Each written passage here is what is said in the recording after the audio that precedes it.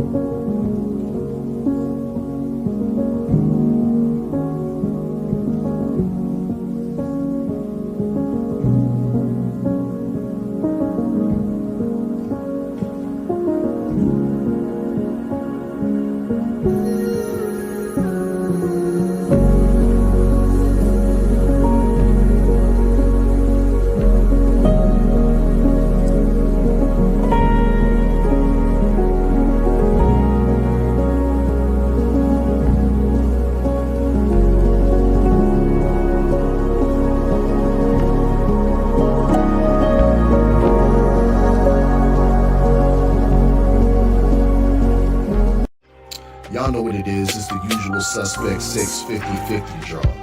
Buy your tickets now for your chance at winning half the pot.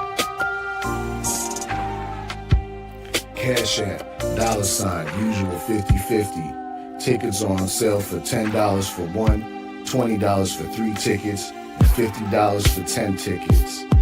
Put your desired amount, name or alias, as well as your email address, and your tickets will be sent. We announce the winning ticket numbers every other Friday on Supreme Beats Boxing Talk Bullshitting on the Beltway, 8:30 p.m. Eastern Time. Remaining proceeds will go directly to the LDBC meet and greet in Las Vegas. Shout out to the LDBC. And remember, it's a usual suspect. Y'all know what it is. It's the Find the Boxer game. Purchase a box for a chance at winning $500. One of 54 boxes has a missing boxer inside. Purchase your box or boxes by Cash Apping $, usual 50/50. Include your box number, name, and email address. Your box number will be confirmed and sent directly to your email. Each box is $20, with a 1 in 54 chance of winning. Remaining proceeds will go directly to the LDBC meet and greet in Las Vegas. Shout out to the LDBC. And remember, it's a usual suspect.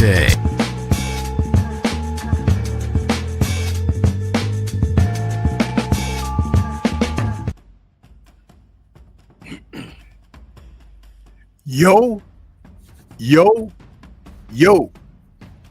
What's good? What's good? It's Stormybman, and I am back. Welcoming you to Nerds on Culture with Stormybman for this Monday, March 24th, 2025. This is number 118 in the series of Nerds. And this one we're featuring Mission Impossible / Bourne Identity. Who you like? Huh? We have an affinity for action films, spy films, and an overall sense of adventure. And when we take that time out to drop our little ducats down at the box office for movies, we want to be entertained with high octane energy. And these two franchises have brought that to us and then some. And the standout characters, Jason Bourne, played by Matt Damon, and Ethan Hunt, played by Tom Cruise, have delivered more than their share of over-the-top, heightened action that have seen us go through chase sequences, high altitude dives, depth, beneath the depths of the sea dives. I mean, you name it. We've seen it on the road, in the water, in the air, and in all types of vehicles.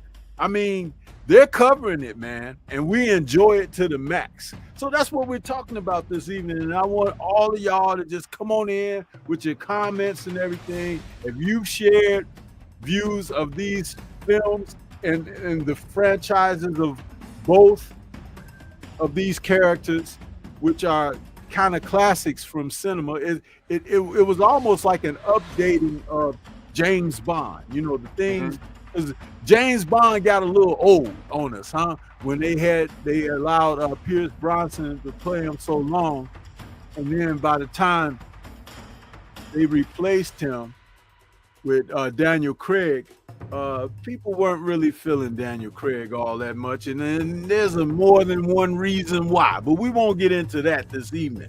But these films are definitely, like I say, high octane and what we like to talk about. So with no further ado, let me introduce my partner in crime. We got Drew Titan in the building with me to talk about these film franchise with me. What's going on with you, man? How you doing?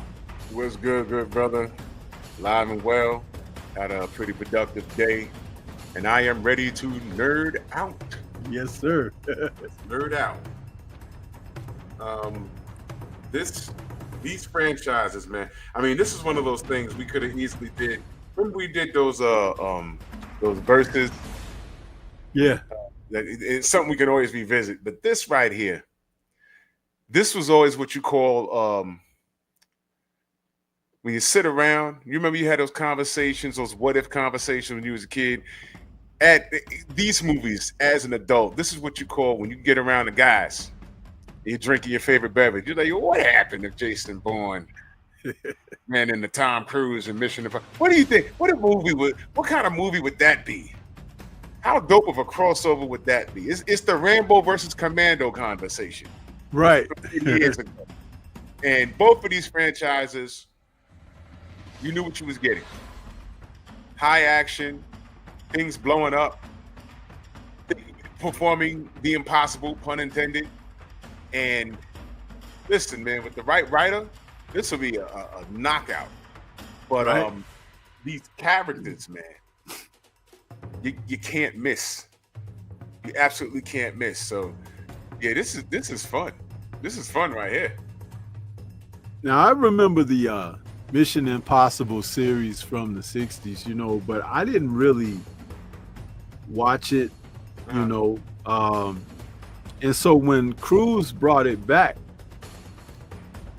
he did modernize it with elements of Bond and everything in there, thrown in around a cast of characters, with he being the central. And what I like about what Cruise has done is he's put his main character, Ethan Hunt, in circumstances where he's got to figure something out.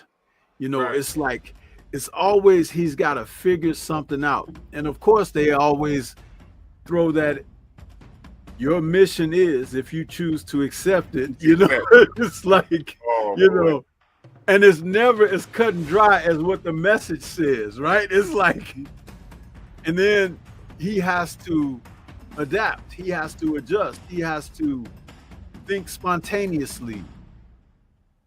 And it's enthralling to have those scenarios play out like that. And we know he's the hero, he's gonna come out on top and everything. But sometimes the way that's presented, it's like you do think, how the hell is he gonna get out of this one? You know? And it's like, wow. And then there are occasionally someone from the team will take a hit, you know, and it's like you don't see that coming either. When they do it, it's like you don't see it coming, and it's like, wow. I'm surprised that Ving Rhames has survived. Made it this far, right? As long as he has, because the brothers usually always take a hit. Yeah, we get it first. We get it during the opening credits. Whereas we come in and he's dead. It's like, oh, he gone already in the trailer. Shit. Yep. Yeah, but man, what great franchises the two are. And you kind of miss them when you think about it, you know what I mean? Because there's nothing to replace them when they're not, you know. And there hasn't been a Bourne film in a while, but I'll tell you something. That little theme song he got, because he got his own theme song, you know, Jason Bourne. And when I hear that song and they show him either walking off into the distance, or in one instance after one of the films, he was like swimming away. It's like you thought he was gone, and he woke up and swam on the way. I was like, look at my man. He's like, you know, I just like, and Matt Damon, that was a perfect role for him because he's nondescript. It's like he looks like the average guy, right? And you can underestimate him. And one of the underlying themes about what happens in his story is memory lost, or memory having been wiped. So he doesn't really know everything, but he can do things spontaneously on the spot. Like he can fight, and you know, and you ever notice, and other films have since picked this up, including like The Equalizer. Right. When Jason Bourne was doing stuff, he'll have an incident and then he check his watch. It's like a habit out of something that he used to do that he doesn't remember that he did, but he does it naturally. It's like he'll scuffle with some guys and take them down, and then he'll check his watch. You know what I mean? And then he'll get on the move. Do you remember when he told the young lady, he said, I memorized every license plate in the parking lot. I don't know why I'm doing this. Yeah. I mean, things like that, man. That was crazy, man. Now, one thing they did with his character that I didn't like is that apparently he had some kind of involvement with Julia Stiles' character, and she wouldn't tell him, and she kind of left it like vague, Right. and he knew that she was more than what was presented, but they never really got into it. But I really like the Jason Bourne franchise. I like Tom Cruise's Mission Impossible franchise. I just think that these two they're different, but they offer a lot of the same or similar circumstances. But one is like headed into the danger, and the other is like trying to escape it because he's like he doesn't know, Right. about the program and all of that. So yeah, man, I thought that this would be a great opportunity for us to kind of revisit some of the films and everything, because they both have multiple films, but just we can talk about the elements, of both franchises and what really worked for them and what may not have worked as well. Young Deezy says, check out a series called Treadstone. It's part of the Bourne universe. Never heard of that. Where can I see that, Deezy? Where can I? Never heard of that. You heard of Treadstone? I did not. I that's new to me. I like things that when they have a good side story. Check that out. Definitely, I'll check that out. Thank you, Deezy. I'll definitely check that out. Yeah. Hold on, I'm sorry. I'm getting a text. I'm sorry.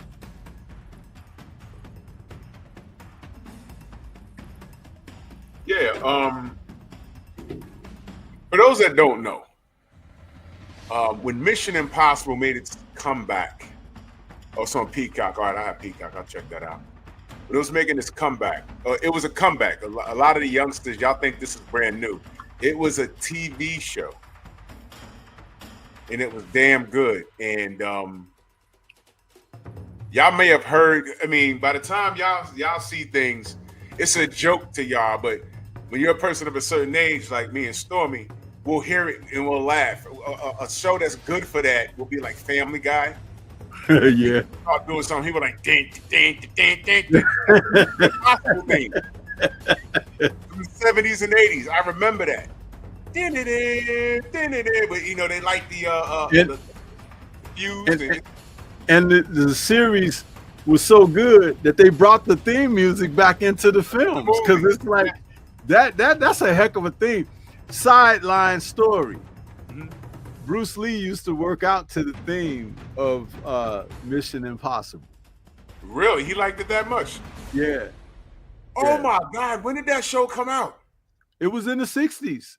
I want to say, you could Google it, but I want to say late 60s. Mission Impossible came out. By the time I was watching it, I was watching reruns. Yeah, you definitely the reruns. Jeez. And the first film in the franchise was released in 1996. Yeah, it was just called Mission Impossible, and that was Tom Cruise when he was still in his heyday and everything. Another thing that Cruise was able to do was present himself with all types of circumstances to do stunts that were not only thrilling but dangerous in real life, because he was doing some of the stunts. Now I know that some of the stunts that they said or tried to convince audiences that was really him doing this, and this, so much of a risk was at hand. Well, you better bet your bottom dollar that some of that stuff wasn't, because they could not afford to lose Tom Cruise. No. What was he trying to do? Trying to compete like Jackie Chan. I was about to say that. He was trying to outdo Jackie Chan. Jackie Chan got to a certain age. He was like, look, enough's enough. I'm not doing this ish no more. That man almost killed himself in every film he ever did, man. Yeah. Yo, didn't Chris Tucker say when they was doing Shanghai Nights, there was a scene where he ran up and I think a train car just almost connected, and he said, yo, it just missed his head this much. He could have killed himself. Yeah. You know, Jackie Chan's a nut, man, but salute to him. We need to pay tribute to Jackie Chan on the show, shouldn't we? Yeah, that's definitely something that we should do, because let me write it down. And Yeah, you know, that guy has a catalog. Keep a little journal right here next to him.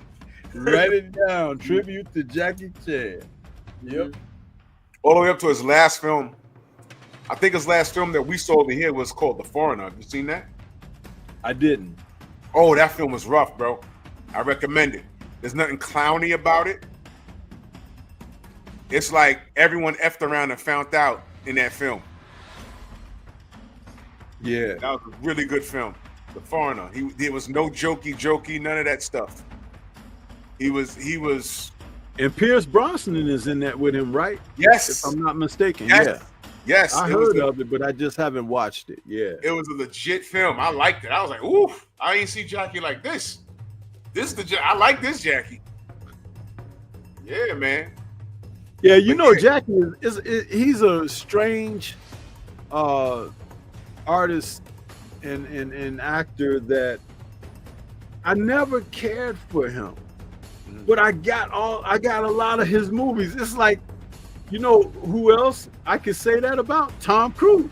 I don't really care for him, right. But I have a lot of his films because they make good movies. But you see that, and that's an interesting thing, because I can admit to that. I don't really care for those guys, but I have a lot of their films because they make good films, right? Or have been in good films. And both of those men, ironically, we're speaking of Tom Cruise this evening on the Mission Impossible franchise, but there have been films of I guess it's his off-screen persona that I don't care for too much or whatever. Right. But the Mission Impossible films were always. Now, what's interesting, the early ones like 1 and 2, he seemed a bit young to have such worldliness, right? Yeah.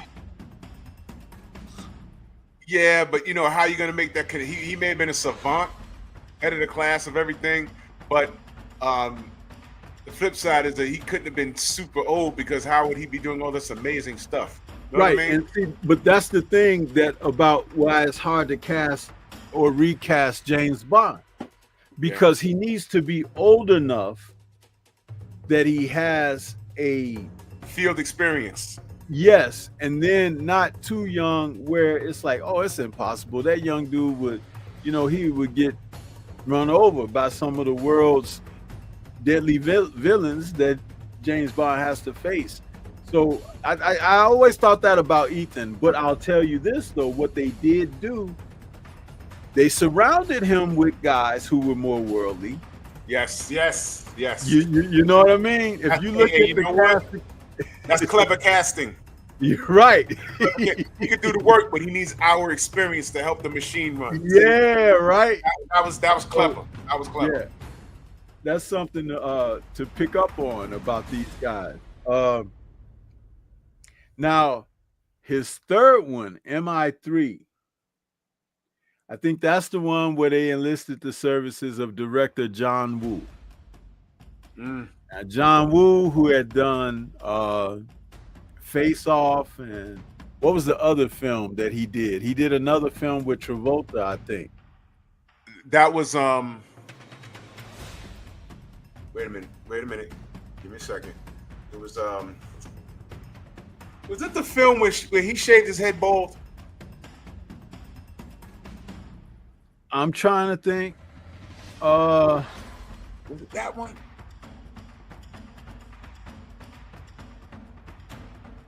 He said John did MI2. Broken Arrow? Was that it? Broken Arrow? Broken Arrow. There we go. There we go. I was trying to think of it, bro.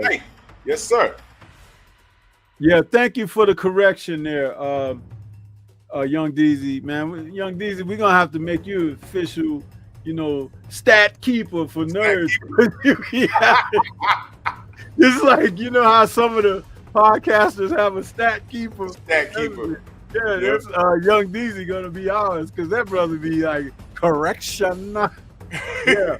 But thank you for that. Yeah, man. Throw him a wrench or something. Do something. Yeah. He's on it. He don't have a wrench. Let me wrench Young DZ up real quick. I apologize for that. That's my bad, man. Yeah, he's damn sure. I ain't see Broken Arrow in a long time too. Yeah.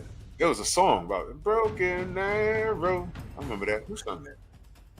Yeah, I just hit Young DZ up with a wrench. But forgive me. In Mission Impossible 2, John Woo was the director of that one. And he brought a lot of his camera movements with gunplay and action, with slow-mo and all of that stuff. You know what I mean? He brought that Asian Hong Kong action flavor over to Hollywood. And they ate it up for Mission Impossible 2. This film was everything from Cruise driving through the fire on the motorcycle in slow motion. And you remember that scene has been repeated in so many other films now. It's like, but John Woo brought it from Hong Kong when he did Hard Boiled, and then later did A Better Tomorrow. That was one of his best effects. You remember Wolverine? Yeah. Walking away from the chopper when he scratched his blade on the ground and made the fire ignite, and it blew up behind him. That was that scene too. It was just him walking instead of riding off in a vehicle or whatever. So you see those kind of things repeated. Stormy, wait. I got a sidebar. Listen, a few years ago, right? We was doing legs in the gym. And my boy was squatting, right? He had like 4 or 5 on the bar. And it slid off his back. And he, when it's going, don't try and catch it. Just drop the weight. Just drop the weight. Just drop it. So his girlfriend was filming it. And he just dropped the weight and everyone backed off, right? And she started cracking up laughing. We was like, what? She said, look what I did. She had an iPhone. She put it in slow motion. You see him drop the weight and turn around and walk off. And he's big too. He started walking off. And she put the explosions behind him. She said it looks like a slow walk after someone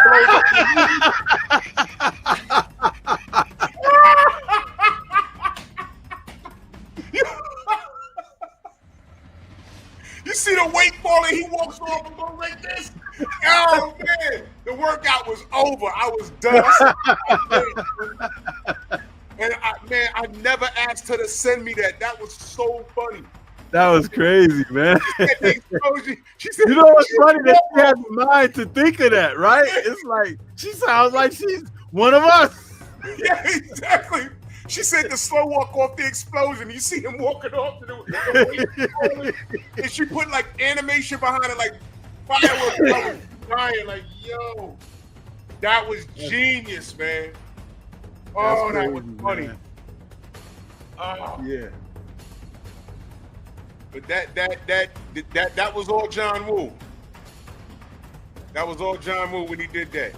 I swear to God, if one more person calls me Idris Elba, a woman called me Idris Elba a few years ago. She said, "You like?" I'm like, "I don't see it. I don't see it." Yeah, Quan. People keep telling me that. I don't look like the brother. I don't think so. Maybe we from the same tribe. I don't know. When I meet him, I'll take a picture. But I don't see it. But whatever, man.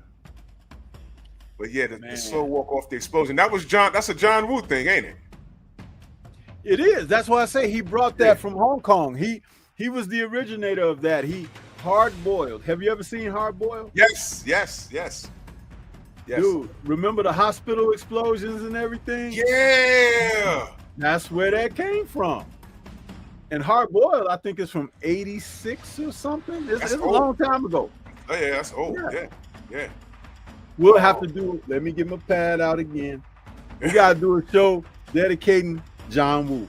Yeah. Yeah, we do. Because he has contributed to the film industry tremendously, bro. Oh, y'all may not know this, but he started out with kung fu films all the way back in the early 70s, man. Write this down. Spoofs. Funniest movie spoofs. Oh, okay, yeah. Hot Shots, Airplane. You remember Top Secret with Val Kilmer? I'll just say it. Listen, man, my favorite, Tropic Thunder, bro. Oh my God, yo! You know something? Robert Downey Jr. could have gotten every award that year because it was ridiculous. Dude, we got, and let's not even talk about it because we'll save it for that show. There's so much to offer. You know what I want to do, Drew? For that show, let's do it as a Patreon. Okay. Yes. Where we could show clips and everything, because it's gonna be best to do it that way. You know what? We're gonna do it on a Patreon, and that show's got to be longer than an hour. Yeah. You got to line up some clips. Oh man, Kung Pao. Oh my God. Yeah, I saw that in the movie. Oh man. Oh my God, you remember They Call Me Bruce? Yep. I saw that in the movies. Listen, the Kentucky Fried Movie. Did you ever see that? Say no more, bro. We gotta write all this down. There's a special little gem in there where Ethan Kim is playing Bruce Lee from Enter the Dragon. And dude, I just want to say this about this, and we'll revisit it when we put it in that show. When they redid the basement cavern fight scene, you know, where Bruce was fighting Hans man in the basement. Yeah. He was taking on so many dudes that the bodies was piling up on the floor. And there was still guys coming, and he'd turn around and look like, what? He's tired. He's beating all these guys, and the bodies are just stacking up on the floor. It's one of the funniest things. Yeah, it was one of those great times at the movie, man. Oh man, a great time at the movie, and we might have to make that a part 1, part 2 because there's so many films to include in that. But we got to grab a few of the real good ones straight off the bat, when we do that show. But Tropic Thunder is a film, man. I'm going to tell you this. I'm glad I saw that film when I saw it because either Robert Downey Jr. shot that just before he did Iron Man or just after Iron Man, because he was back, after his troubles and everything. And so he was just taking roles. Like he did that Kiss Kiss Bang Bang films like that, which is a very good film, by the way, Kiss Kiss Bang Bang. And The Singing Detective, he had done some films, but when he did Tropic Thunder, man, I was like, you know what? I wasn't even mad at the character that he did. I was not angry at all. He did the damn character so good. I'm like, you know what? Robert Downey got some brothers that he hang out with or something because that was amazing. That's all I want to say about it. But they explained the character in the movie though. That's why I wasn't angry. What's that? They explained the character in the movie. They explained the Australian actor who did that. And, come on, I wasn't mad at all, man. That was awesome, man. And a lot of people don't know he shot additional footage of that character and you can research it on YouTube. It's out there. Remember, I shared that with you. I was like, Yeah. dude, he was in that character for a long time. So in the movie, when he said, "I don't break character to the DVD commentary," he wasn't lying. I don't break character to commentary. What Man. do you mean, you people?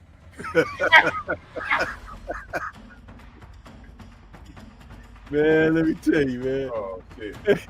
Remember, I know we ain't talking about that movie, but that scene with him and Ben Stiller, when Ben Stiller's hands was messed up, and he was like, "Lincoln," and he's like, "Come here, I want to tell you something," and he was like, "What, man?" Yeah.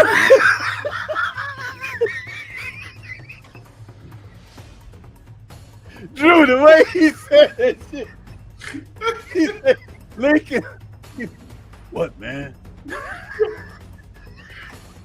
Yo, I laughed so hard. Get up, brother, man. I laughed so hard that I had to rewatch the movie because there was shit I missed because I was laughing so hard. I couldn't take that. Yo, that film, I couldn't take it, man. I could not take it, bro. I did a Tank short. You never go full retard. I did a Tank video with Tank standing there. He's like, "You never go full retard." Oh man, you went full retard. You never go full retard.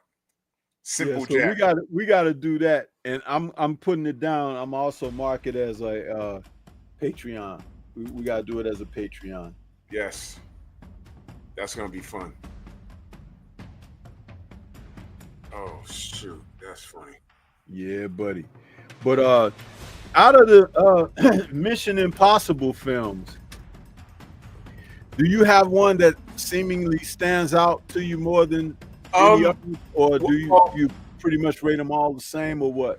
The first one, the second and third,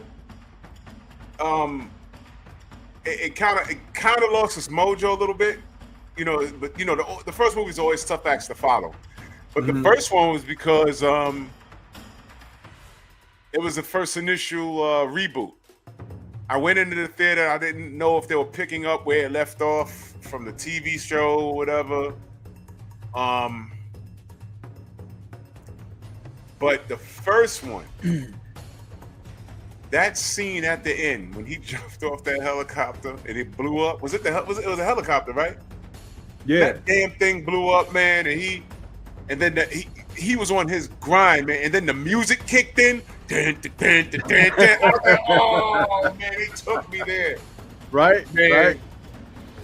they killed it, man. They killed it. But the first one, everything's brand new.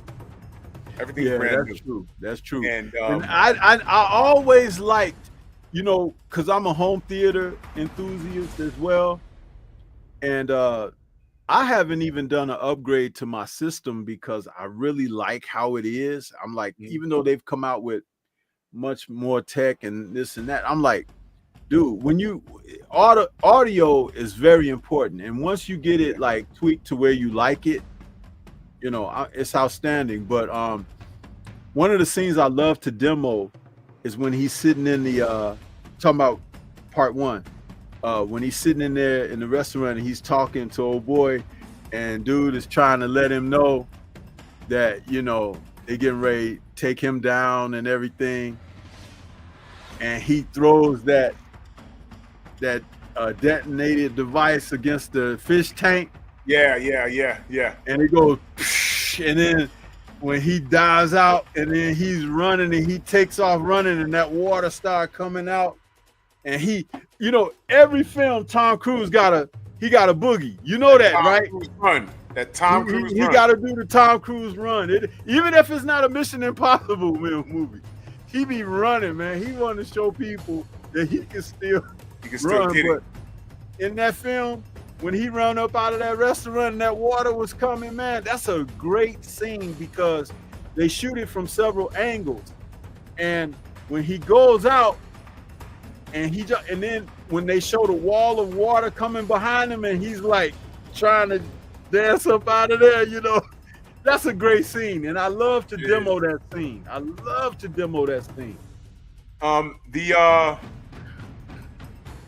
when was that in the? I'm trying to remember. When old girl died and she had the bomb in her head. Oh That was yeah, that that was one. If I'm not mistaken,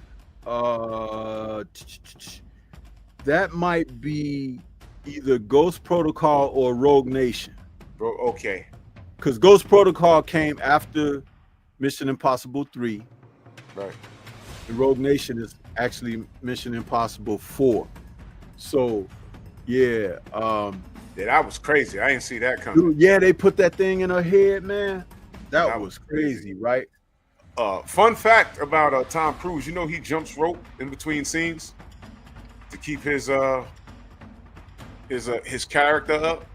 Yeah, that doesn't surprise me. It doesn't surprise me because he's a very he's a very animated guy for what he does as a you could actually call him almost a method actor to a certain degree. Right. It's very interesting. I want to acknowledge our brother EJ out there again with the Cash App donation. He says, for phenomenal topic for Nerds on Culture. Thank you so much, EJ, man. Always supporting out there with us, man. Appreciate you, brother. Appreciate that. Yeah. Now, my favorite is Fallout. So that's 5, I think, number 5. And that's the one with Henry Cavill. Man, that damn scene in the where were they, in the bathroom? In the bathroom when they were fighting. Yeah. And Cavill, they made a meme out of him because of how he punches his arms when he's fighting. He does that little thing. And in that scene where he's fighting in the bathroom, it was choreographed, the fight, but what he did when he shook his arms out like that was just something he did naturally through the process, but it's kind of become a trademark now. He even did it when he was the cavalry in Deadpool versus Wolverine. Before he knocked Deadpool out, yeah, he was like, "You were just leaving," and then he did that and popped his claws out. Yeah.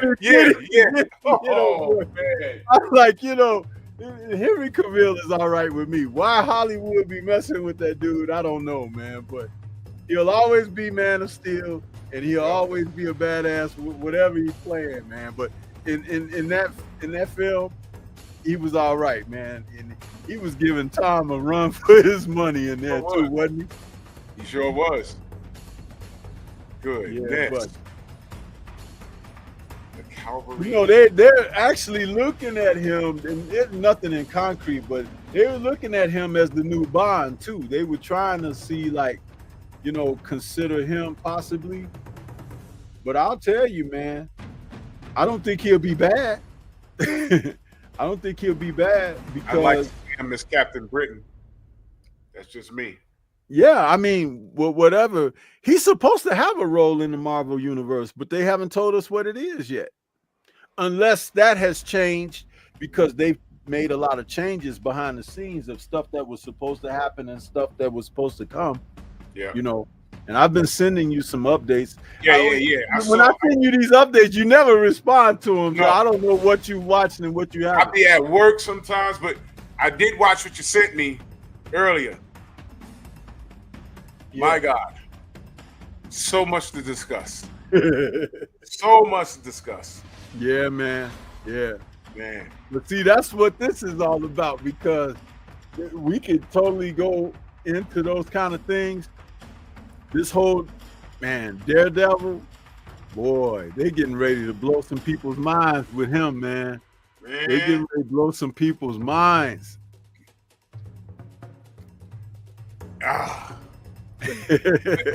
Let's save it. Let's save that for when we do a Marvel show.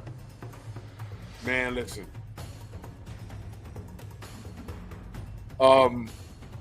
Now, the first Bourne film, I really like, because we didn't know him, we didn't know nothing about him, and as the film unfolded, we find out that he's missing something. He has no memory of his previous life or what he did and all of that. So I thought that was kind of a good theme for a guy who's gonna have all these abilities and everything. And do you remember him walking around carrying that bag? In the first film, like he had everything. That bag was his life, basically. He got everything in there. And that scene where he had to climb out that window and along the wall of that building and everything. Yeah. That was interesting. And you could see that the way they shot it, he was up high and in peril in certain moments, and then other times it was like, you know. But I love the car chase scene in the first film when they were driving around them little Mini Coopers, man. Oh man, I would never ride one of those, man. I think they're gonna he tip was over. driving the hell out of that car. He was all, you know, backing up, going down the stairs. Cause where were they? Were they in Prague or something? It was like he was driving, going down the stairs and turning around and going the opposite way in traffic and everything. And old girl, she was sitting in there with, she was like Julia Stiles. She was like, what the hell? But yeah, he could handle that wheel, boy. He was driving his butt off in that. Yeah. How do you think if they were to do a crossover, how would that work? Of these two? Yeah. Oh man, I think that's an instant billion plus right there. I do, because the two franchises are extremely popular. Yes. Do you remember when they kind of like brought Jeremy Renner in one of the Bourne films? And you know, he wasn't playing Bourne, but he was playing another guy from the program and everything. Right. And people were like upset because they were like, we want Matt Damon, you know? So then they brought him back in the next one after that. And it was funny because his introduction was, remember they was having that fight? It was like they was having that bare knuckle fight match or whatever. And they was like, they pulled Bourne out of the crowd to fight the dude. And one punch, boom, he hit that dude. You know, I was like, he back. You know what just dawned on me? What's his name was in a Bourne film? What's his name? Hawkeye. What's his name? I always forget his Jeremy name. Renner. Right. Jeremy Renner, right? He was in a Mission Impossible movie. Yeah, he was. I forget which one. It was when they threw that chick out that window. Were they in Dubai or something? Yeah. Yeah, so he was a cat. He didn't die in that film. I don't think he did. I'm trying to remember. I don't know, but you know what? He could be the link to bringing the damn franchises together. Why not? Why not? That'd be insane. Like they said in Tom Cruise, yo, you got to stop this guy. He's doing this and doing that. Well, who is it? And it's Matt Damon. It's like, oh my God, he got to go get Jason Bourne. This ain't gonna work out. Could you picture that, man? That's a great. I didn't say it was Mission Probably. I said it was Mission Impossible. That's it's not Mission. I might be able to. Ain't Mission might be. It's Mission Impossible. Go get this guy if you can. That'll be insane. Jason Bourne is my boy, though, man. Out of the two franchises, I like Bourne, man. I really do. And that doesn't mean like I don't like Mission, because I enjoy the Mission films too. This Rogue Nation and what was the last one? Dead Reckoning Part 1. And you know, they filmed those together, Drew. Dead Reckoning Part 1 and 2. But Part 1 came out in 2023. And I thought the next one was just going to come out the next year, like a Lord of the Rings type deal. And when it didn't come out in 2024, I'm like, what the hell? Yeah, So, man. you know, I'm like, now, so it's supposed to be out this year. Final Reckoning. Yeah, don't they? Scheduled to be released on August 5th. Don't they already got the previews for that out already? Don't they have the preview for that out already? Or did I say I saw it advertised somehow? Yeah, it's supposed to be. Hold on, I got that information correct. It's supposed to be released May 23rd. May 23rd is when it's coming out. Okay. Yeah, they did advertise it. I think I saw it in the damn movie. Am I? Man, they got a few Marvel actors in there too. They got Haley Atwell, Vanessa Kirby, who's playing, you know, Sue Storm. Right. They got Palm Clemenclef. That's the girl that plays Mantis in the Guardians films franchise. Right. So yeah, they got several people from Marvel films in there. What is that, Derek? The accounting. That's Matt Damon, the accountant. Matt Damon, yeah. Yeah, I think we need to write somebody. I think we need to see a crossover. That would be mighty nice, bro, if they did something like that. But I really like that stunt he did in Dead Reckoning Part 1 when he went off that mountain with that bike. Yeah, that was pretty darn cool. That was a great stunt. He can't tell me that was really him, man. I'm not hearing that. Stop. No, I don't think that was him. Hell no, because you know what? I wouldn't do it, and Hollywood wouldn't let him do it. Yeah.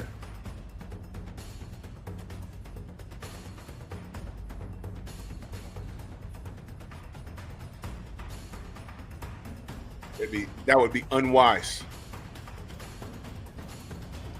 Oh, the accountant is Ben Affleck. I was looking up this Treadstone. It was produced in 2019. That's the side story. Yeah. I do remember the accountant. And Ben Affleck is friends with Matt Damon. You might see a crossover with that before anything.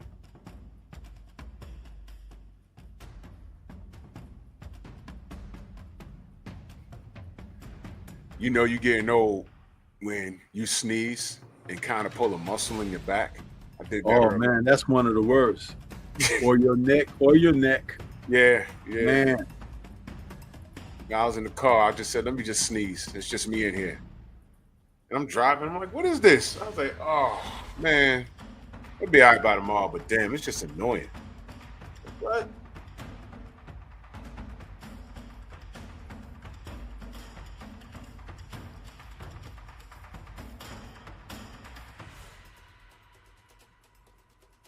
I'm trying to see. I'm looking up something here. Matt Damon.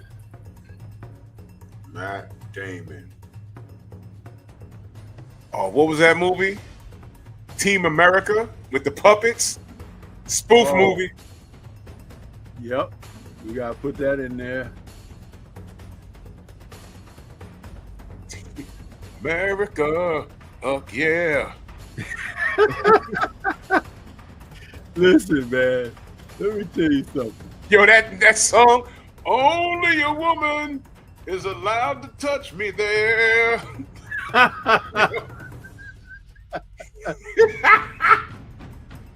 Oh, man. I'm trying. That's funny. Matt Damon, hold on. Trying to find something with him specifically. Now you see, I'm looking at some Girl Scout cookies that are not supposed to be here. I want some Thin Mints, but I know if I take some, somebody's gonna be mad at me. It's a setup. Why they leave it? Come on, man. What about the damn computer? You say this is setup. It's setup. Nothing about a damn trying computer. to set you up, man. Yeah, man.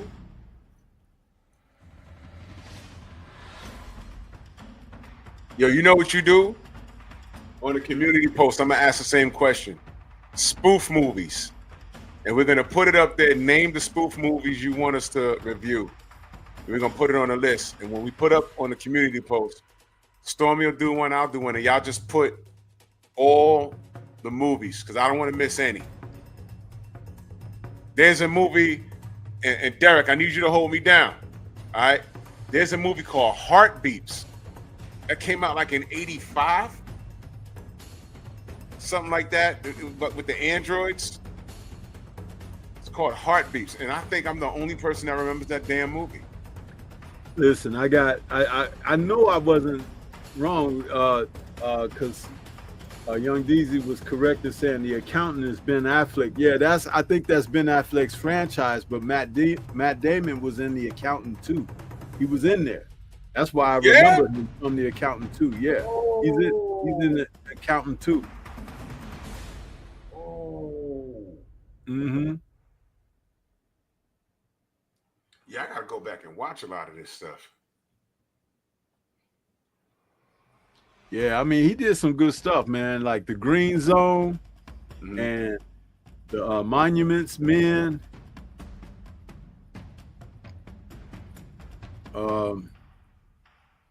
Elysium, yeah, because Young DZ is asking about Elysium. I like Elysium. The Adjustment Bureau, I like that. I didn't like The Great Wall. I was like, man, this is some crap. Yeah, I didn't like that at all. But he was good in, you know, Oppenheimer was a great film, man, and he was in that too. Yeah. Yeah, I think that would be a damn good crossover. Mission Impossible. Chasing down all those guys, chasing down Jason Bourne. That'd be incredible. Because you know what? I'll say this. He ain't winning no fight in no bathroom versus Jason Bourne. You could just forget that. He gonna have to get some help. No. Jason know how to fight, man. When he was in that bank and he whooped them dudes, I was like, man, this guy is something else. And the way they shot the action, you know, that shaky cam kind of deal, that was kind of cool because it fit the rawness of his character in action, you know. Right. It don't work with everything because they put shaky cam in a lot of stuff that just kind of like makes you queasy, if anything. But with Bourne's films, I think shaky cam works very well. Yeah, shaky cam works depending on, you know, how it's used. Sometimes it overdoes it. You remember Superman when he fought General Zod? I mean, I was in the theater. I had to go like this a few times. Like, damn. The camera work was like insane. I was like, damn, what are they doing? Yeah. So they were all together. How many Bourne movies there were? 4, right? 5. It was 5. But Okay. But the Bourne Legacy was what's the name? Play Hawkeye. Yeah. That was him. Okay, so there's 5. So I think merge the franchises, man. I love it. I'd love that, man. I would totally love that. Who makes the franchises? Let me look that up.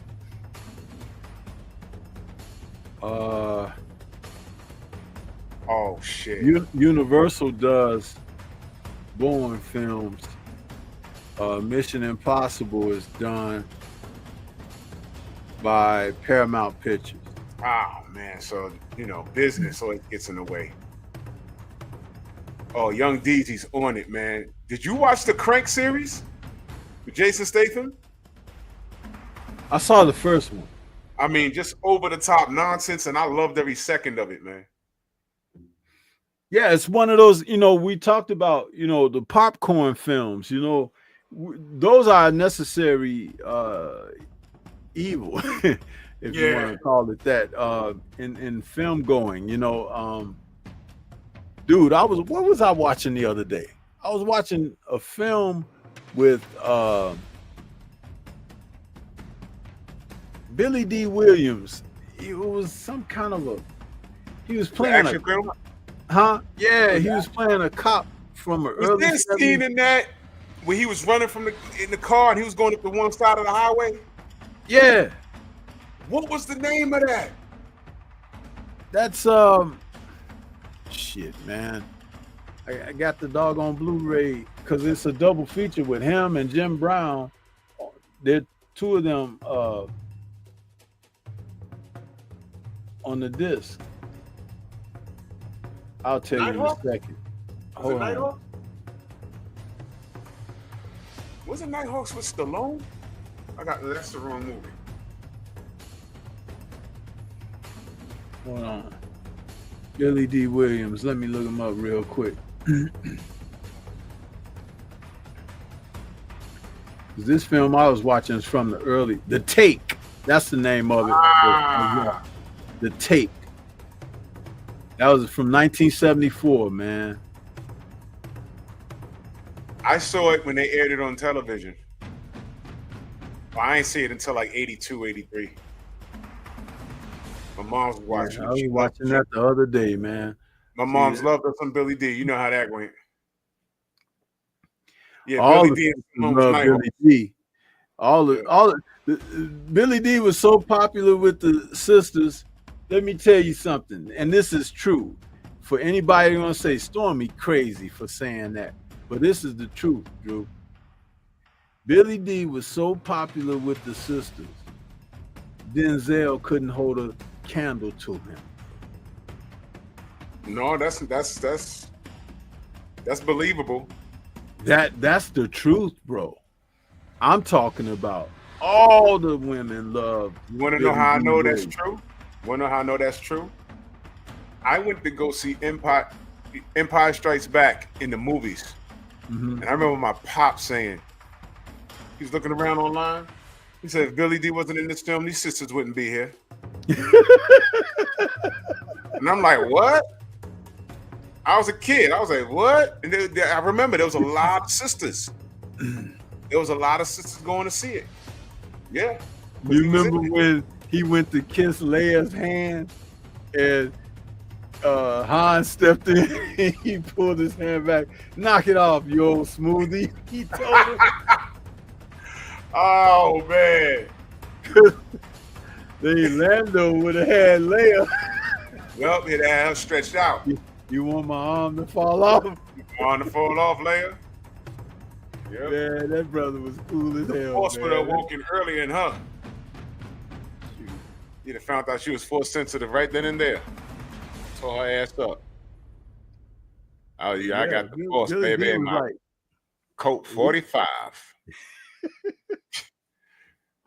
No, wait, was it Colt 45? Yeah. It was Colt 45. Colt 45, yep.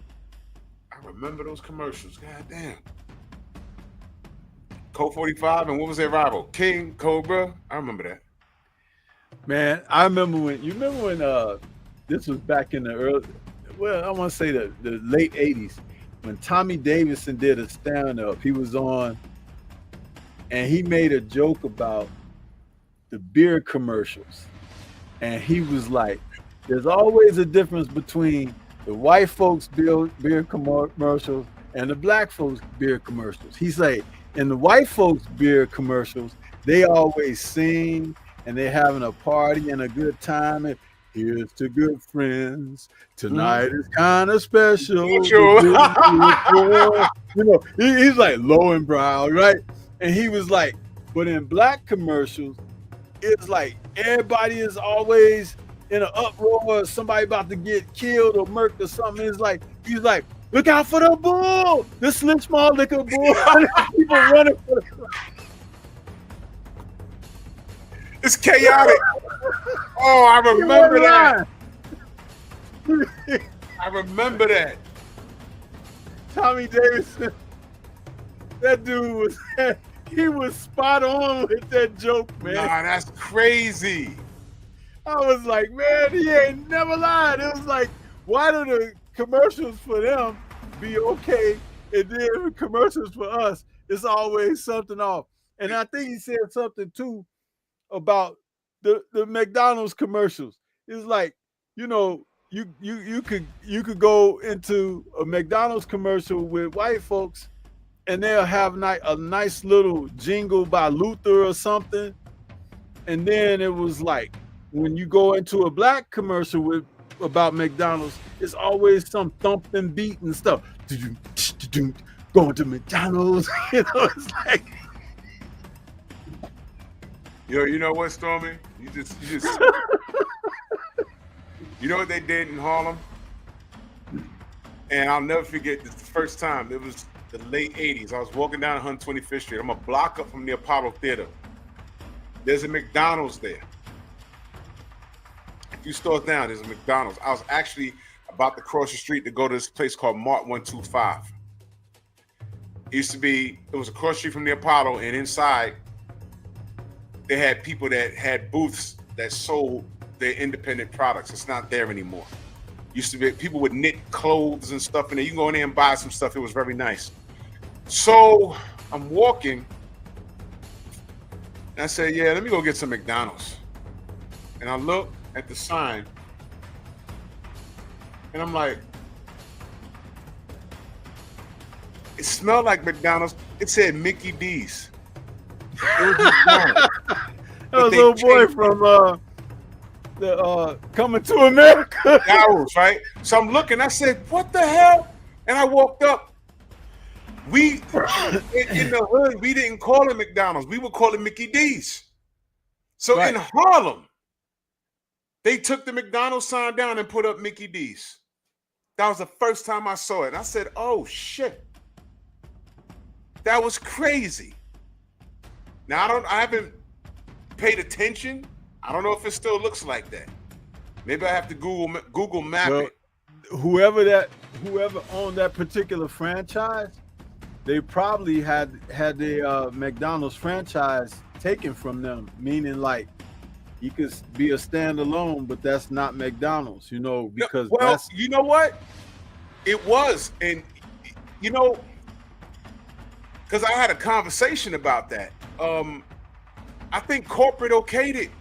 Really? Black neighborhood. I think they okayed it because it was up there for a long. They call it Mickey D's. In fact, they were calling it Mickey D's in the commercials, but only when they aired it with black people in it. Because you know it was the white McDonald's commercial and the black McDonald's commercial with the funky music and everything. And when it was the black people in it, they called it "Get your quarter pounder with cheese" at Mickey D's. I remember that. So when I was on 125th Street, I'm looking, I was like, what the? They call it Mickey D's. That is amazing. Yeah. That was amazing. That was crazy. Okay, let's play a little game here with Ethan and Jason. Who do you give the advantage to? Intelligence. Intelligence? Oh boy.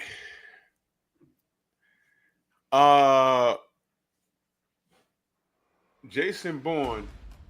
Is this show over?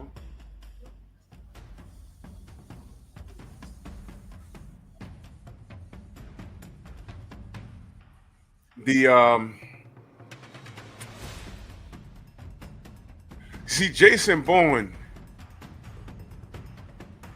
has all of his memory returned in this instance because he's highly intelligent, but he's suffering from amnesia. And he just does things instinctively and doesn't understand why he's doing it. You understand?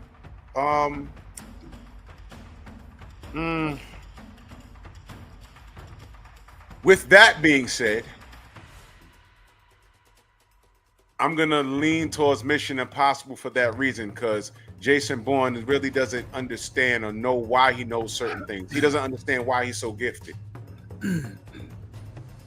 He's learning how to rewrite his bike. Okay. Fighting skills. Jason Bourne. Smokes him. Absolutely smokes him. Yeah.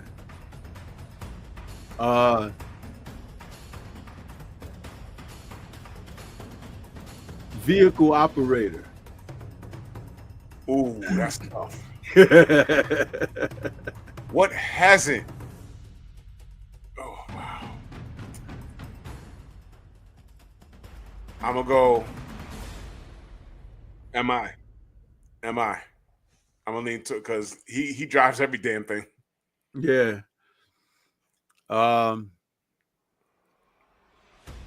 Sleuth ability. As far as being sneaky. Yeah, being sneaky, not being seen, not being caught, not Am I? being tracked. Am I? Really? You think so? Yeah, dude. When Jay- he wore that, when he that wore one, I that damn definitely mask, think this. when he wore that damn mask. Well, that's technology that they gave him, though. Okay. All right. Well, how about this? He was in the other room watching his girlfriend. He was reading everyone's lips. I mean, he could do stuff like that. You remember that? Yeah. He's like, I'm reading your lips. He reads That's lips. pretty cool. Yeah, that's pretty cool. Yeah. He knew how to stay out of sight. Remember when he broke out the prison? Yeah. Mm-hmm.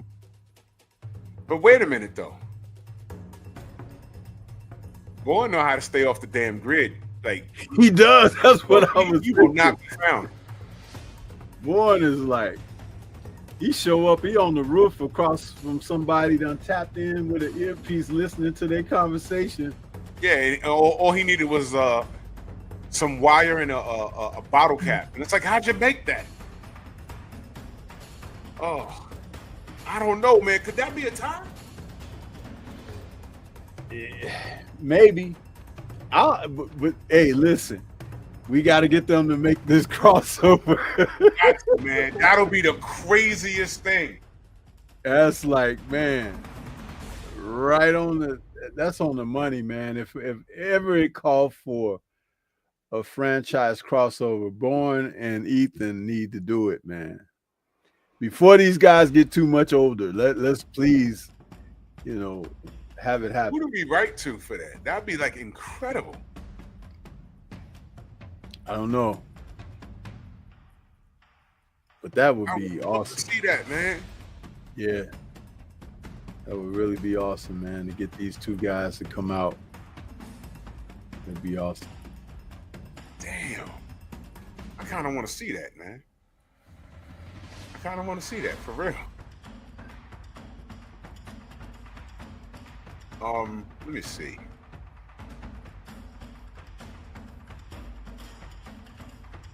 Depending on the situation, well, it's kind of like a cheat, like I said, in MI, he has a team helping him. Yeah. Bourne, you know what this is like? It's like, I remember when I was younger, the debate was who was a better power forward, Charles Barkley or Karl Malone. And I chose Charles Barkley because he had a slightly higher IQ. He did more on the floor.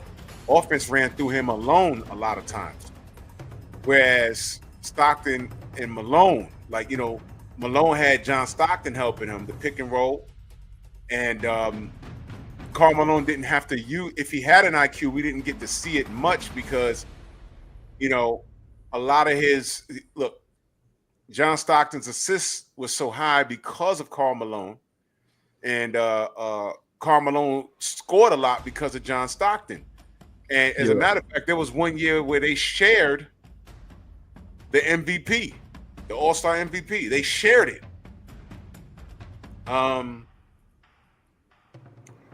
So I think Jason Bourne standalone is more dangerous than Ethan. Yeah. I like what Kondo said. That'd be a dope ass plot. That'd be so simple. Like, yo, we got to get this guy. Who? Well, we got to take him off the grid. He about to blow some shit up. Who? And then they show the picture as Jason Bourne. Like, you got to go get this guy? You know who that is? Yeah, we ain't say it's mission probably. This is mission impossible. Now, if you choose to accept it, what, you going to be a punk, Ethan? Huh? You can't do it, Ethan? Huh? Yeah. And when they fight, Ethan ain't beating him hand to hand. That's over with. But if Ethan ever needed his team, he would need him then. He would need that. Him, Ving Rhames, everyone got to go in there and jump him. Jason just be kicking everyone's ass. But you know, it's not far-fetched, man, because this will be a more down-to-earth version of the Expendables. Yeah. More down-to-earth version. You can make it a three-way dance if you want. Somehow, you know, Jason Bourne is like, nah, man, you stopping me from stopping this other guy. Well, what are you doing? Well, you need to come help me stop this other guy. What's this other guy? 007. Like, what? And that'll be the next movie. So now both of their ass got to chase down James Bond. Let's just do it. They gotta go get another guy, and not 007. I got the perfect guy for them to go after, because he's a former guy like Ethan and everything. They gotta go after the Equalizer. Oh, chill. But that'll be dope. Oh man, Denzel's retiring, right? Yeah. Damn. But wouldn't that be? They would have to, because they have to. Oh, this guy, he done some rogue jobs and stuff, and they asking us to bring him in. You know, wouldn't that be something? Oh, that'd be incredible. Oh, we definitely going off the grid. John Wick, chill, bro. Now we getting off. We going nuts right here. Well, John Wick is dead now. You know. Yeah. Well, it's Hollywood. Well, they could bring him back if they want, but even Keanu said that, you know, he's dead. So. Oh man, that'd be so dope. But the Equalizer ain't going down without a fight. No. And he's an OG too. Yep. Man, that'd be dope. Well, look here, man. Let's get some final thoughts, because I know you got to do your show. I want you to have some time and space between. Yeah, and I'm glad I'm here, because I need to laugh a little bit, because what I got to talk about tonight is annoying. But yeah, man. I love conversations like this. They're harmless, and as y'all can see, the last part of the show, we can go anywhere we want with this, man, and that's why we do this show, man. And of course, we'll revisit everything that we speak on, but be on the look. Y'all make sure y'all subscribe to the Sensei's Patreon, because when we start reviewing these films, of course, YouTube won't allow us to play certain clips and stuff. So to get the full experience with the music and the videos, go subscribe to the Patreon, because we're going to be doing Nerds on Culture on Patreon. And my work schedule has changed going into actually starting next week. So you're gonna be catching Nerds on Culture as a premiere. It won't be live, but you can still tune in. You know, you can still participate, because we'll see it in the chat. Yeah. So salute to you, Stormy. Much love and appreciation. And my camera froze again. I was just here at the end of the show. The camera decided to freeze. So it's all good. So my avatar up. Work schedules change. We're gonna figure out how to we're gonna post premieres and Nerds on Culture, so don't even worry about it. You know what I mean? So salute to y'all, salute to you, Stormy, and you know, now we do we'll talk. Yes, sir. Yes, sir. And everybody can take their positive energy right over to Drew's Painful Excellence podcast coming up right after this, and you know, show the brothers some love and support over there. I want to thank everybody that came out here. Hit that like button for me, and show that love and support as well. The Cash App donations, thank you so much for that. We cooking, man. We doing what we can out here with the Nerd Show. The Nerd Show is an important show. It's a show that we do where we try to make you all revisit the finer aspects of what we enjoy in our culture, whether it's movies, TV shows, books, animations, and everything that falls under genres and subgenres regarding culture, music. So that's what this show is all about. If you guys haven't been catching it on the regular, know that every week that we can come with a subject that'll just make you feel all inclusive. And that's what that's all about. Just to have fun, kick back, have fun, laugh like we did this evening, and enjoy ourselves. Because life is short, man. And we got to be able to do things to keep ourselves, uplifted, up-spirited. You know what I mean? So I'm going to run us through our Focus Ball ad. Just a second here. Get ready to take your striking game to the next level with the Focus Ball.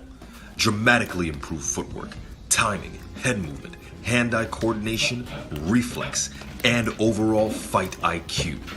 It's lightweight and extremely portable, so you can train every time, everywhere. When you don't have a coach to do mitt work, get a Focus Ball. When you don't have a heavy bag to hit, get a Focus Ball. When you don't have a sparring partner, get yourself a Focus Ball. And when you just want to have fun punching and kicking, get a Focus Ball. When you train with the Focus Ball, you train your eyes and your brain to read punches so that you can hit and not get hit, making this very simple device a must-have for all combat sports athletes and enthusiasts alike. So if you want to take your striking game to the next level, don't wait. Get the Focus Ball now.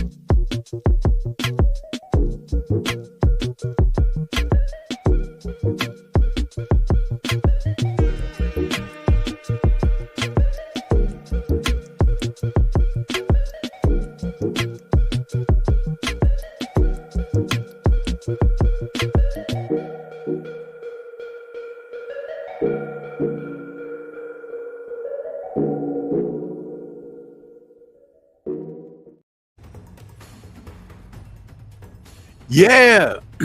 So we've come to the end of another Nerds show. Man, what a show. And time just goes by. It flies when we do these shows because we have so much fun reminiscing, talking about the subjects, characters, everything, interacting with you all, the chat. So thank you so much for, coming in here and being a part of this process with us. But we're going to head on out of here. I want to say shout out to the mighty LDBC. And for those of you who came in late, please run it back. Catch it from the beginning. It's a great show. And look forward to the next outing of Nerds on Culture. Peace to everybody. Enjoy the rest of your week.